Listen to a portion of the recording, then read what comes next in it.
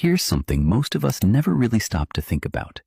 You walk into a room and something is slightly off. A cushion is crooked. A book is out of place. And for most people, that is barely noticeable. But for some people, that moment triggers something immediate and real. A stress response that does not stop until the room is right again. So what is actually going on inside the mind of someone who loves order?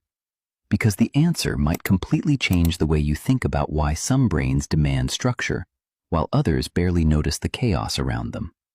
Here's a quick deal.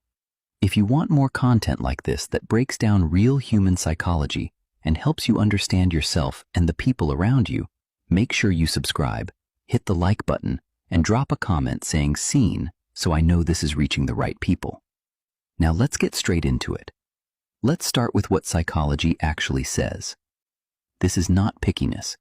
This is not being controlling. Research from Princeton University found that physical clutter competes directly for your attention, reducing performance and increasing stress. But this effect is significantly stronger in some people than others. Psychologists call this cognitive overload.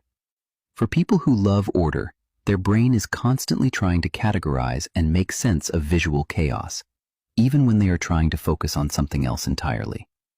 And here is what is really driving it. For many people, the love of order runs much deeper than tidiness. It is about control.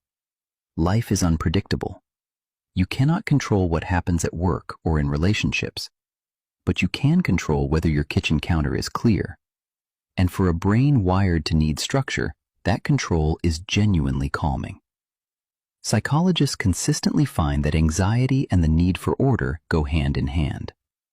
Creating order in the physical environment becomes a very effective way of managing internal chaos.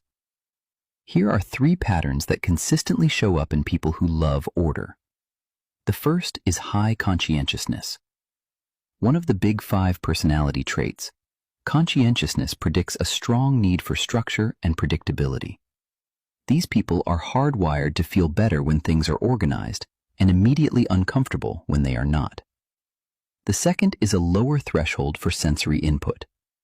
Some nervous systems become overwhelmed more quickly by environmental stimuli. Think of it like having the volume turned up too high. What is background noise to one person is an unbearable distraction to another. Tidiness is simply their way of turning the volume back down. The third is exceptional productivity. People who love order lose less time searching for things and often excel in careers that demand precision.